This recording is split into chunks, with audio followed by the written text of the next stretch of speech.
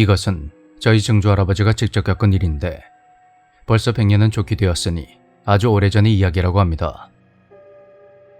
사냥이 취미였던 증조 할아버지는 틈만 나면 사냥을 나가곤 했는데 멧돼지나 산토끼, 꿩과 같은 온갖 산짐승을 잡았다고 합니다. 증조 할아버지는 엽종 솜씨가 뛰어나서 근방의 사냥 애호가들 사이에서 꽤나 유명했다고 하더군요. 산이라는 곳은 때때로 이상한 일이 일어나는 곳입니다. 할아버진 어릴 적에 증조 할아버지에게서 이런저런 이상한 이야기를 전해들었다고 하는데요. 그 이야기를 제가 어릴 때 할아버지에게서 전해 듣게 되었습니다. 그 중에서도 가장 무서웠던 이야기를 한번 풀어볼까 합니다. 날씨가 화창했던 5월의 어느 날, 증조 할아버지는 그날도 엽총을 메고 반려견 또리와 함께 산에 올랐습니다. 할아버지는 사냥 경력이 많아서 주로 혼자 산에 갈 때가 많았다고 하더군요. 산에는 할아버지가 직접 세운 오두막이 하나 있었는데 그곳에서 사냥감을 요리하여 술 안주 삼아 먹는 것이 할아버지의 큰 낙이었습니다. 그날은 이른 아침부터 사냥에 나섰지만 사냥감이 전혀 보이지 않았고 어느새 날이 저물어 주변이 어슴푸레해지고 있었습니다. 1시간만 더 찾아보자는 생각으로 산을 둘러본 지 30분이 지났을 때 거의 포기할 무렵에 갑자기 커다란 멧돼지가 나타났습니다.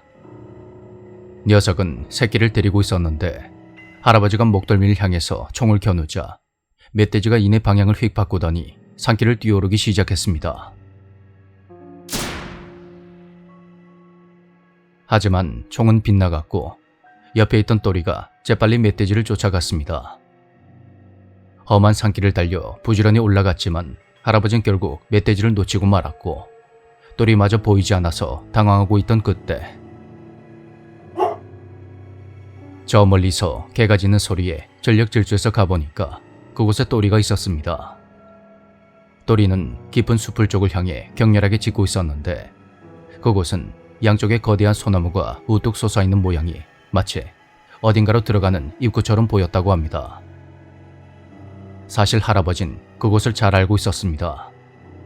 사냥꾼은 물론이고 그 지역 사람이라면 누구나 다 아는 암묵적인 터부. 그 안에는 산신님이 계신단다. 멍청하게 들어갔다가는 그대로 잡아먹힐 거야. 그러니 절대로 들어가선 안 된다.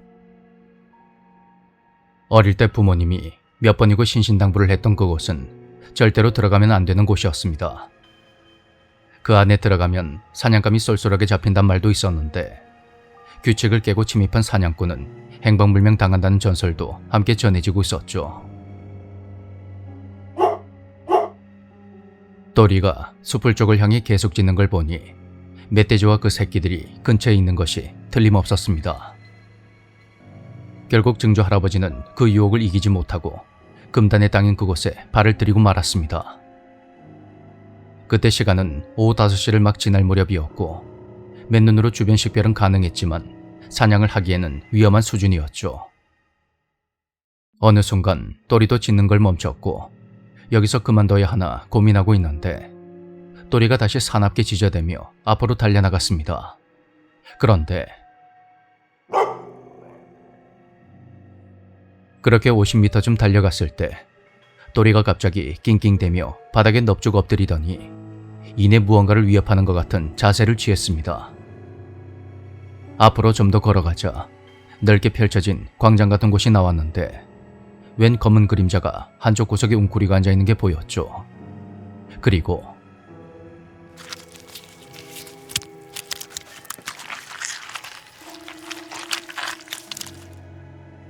숨이 막힐 정도로 비릿한 짐승 냄새가 주변에 가득했고 할아버지는 너무 긴장한 나머지 침을 꼴깍 삼키며 한쪽 다리를 꿇고 앉아 엽총을 곁에 두었습니다. 그것은 멧돼지가 아니었습니다. 멧돼지치고는 몸이 너무 가늘었고 털이 별로 없었던 것입니다. 설마 늑대인가 싶었지만 산에 늑대가 산다는 것은 본 적도 들은 적도 없었죠. 자세히 보니 그것은 할아버지가 아까부터 쫓고 있던 멧돼지의 새끼를 먹고 있었습니다. 사냥감을 빼앗겼다는 사실에 화가 난 할아버지는 엽총을 겨누려고 했지만 방아쇠에 건 손가락이 움직이지 않았습니다. 가위에 눌린 것처럼 온몸이 꿈쩍도 하지 않았고 겁에 질려 어금니가 덜덜 떨리기 시작했습니다. 그때 그것이 먹는 것을 멈추더니 천천히 고개를 돌렸습니다. 놀랍게도 그것은 2~3살 정도 돼 보이는 사람 아이의 얼굴을 하고 있었는데 키는 고작 150cm 남짓했고 온몸이 짧은 털로 뒤덮여 있었습니다. 괴물이다. 할아버지의 공포는 극에 달했습니다. 그것은 멧돼지의 피로 얼룩진 입가를 혀로 핥으며 할아버지에게로 다가왔고 이제 잡아먹힐 거라 생각한 순간 또리가 그것의 오른쪽 앞발을 물고 마구 흔들기 시작했습니다.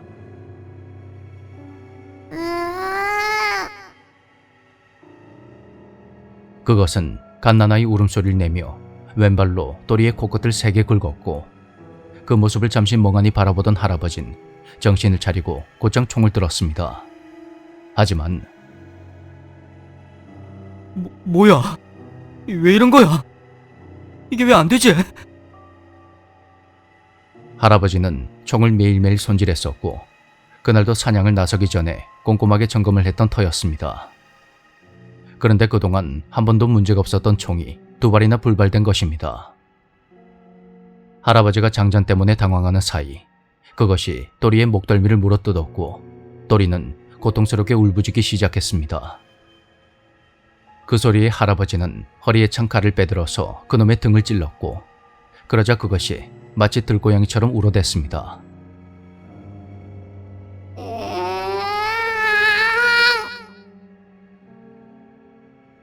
그것은 또다시 또리의 목덜미를 물었고 할아버진 칼을 휘둘러 그것의 꼬리를 잘라냈습니다.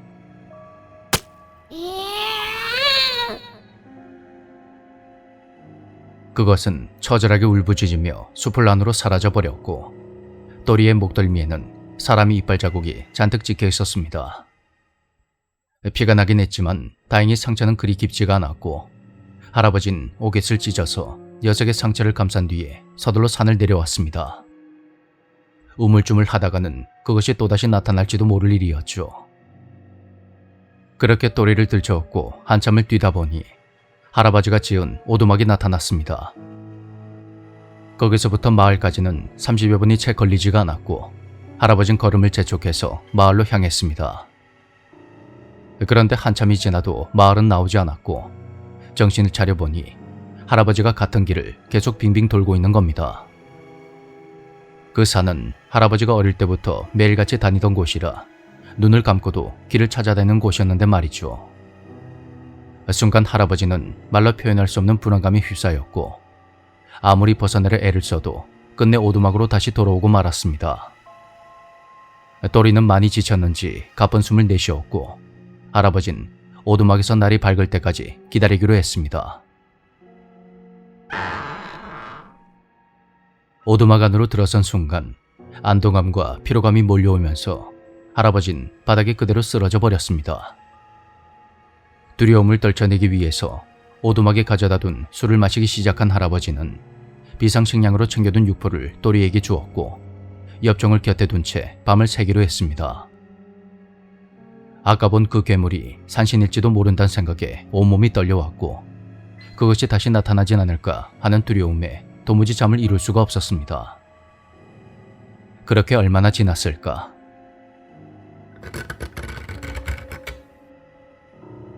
피곤한 상태에서 술까지 마셨던 탓에 깜빡 잠이 든 할아버지는 무언가를 세게 긁는 것 같은 소리에 잠에서 깨어났습니다.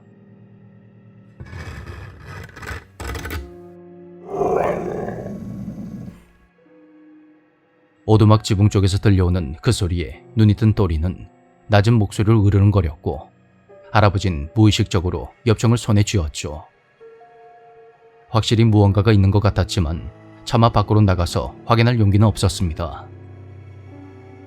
그렇게 한참을 이어지던 소리는 어느새 또 끊어져 버렸고 할아버지가 숨소리를 죽이며 천장을 노려보고 있던 그때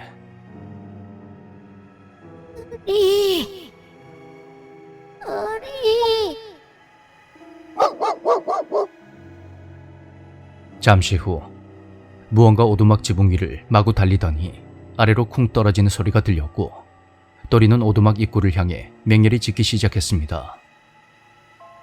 할아버지가 엽총을 겨누며 누구냐고 소리치자 누군가의 목소리가 들려왔습니다. 꼬리, 꼬리, 내 꼬리를 돌려줘.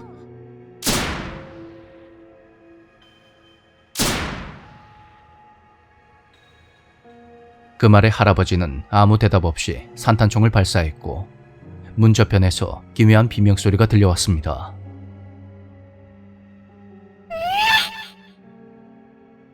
꼬리, 내 꼬리를 돌려줘.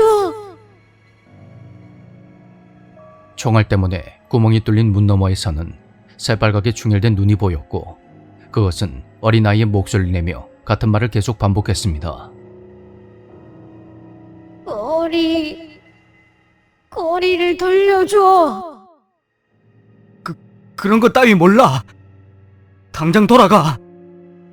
꼬리, 꼬리, 내 꼬리를 돌려줘.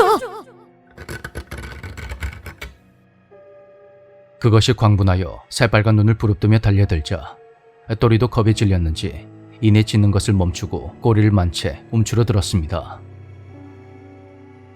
난 모른다. 네 놈의 꼬리 따위 모르니까 썩 꺼져. 네 놈이 잘났어.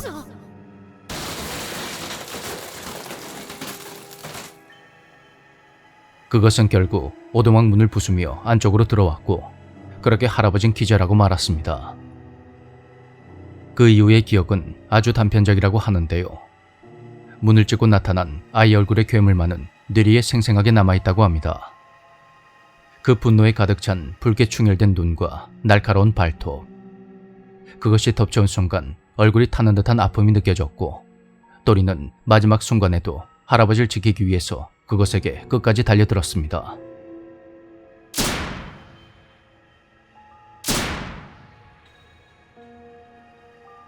정신을 차렸을 때 할아버진 마을 병원에 침대 위에 누워 있었습니다.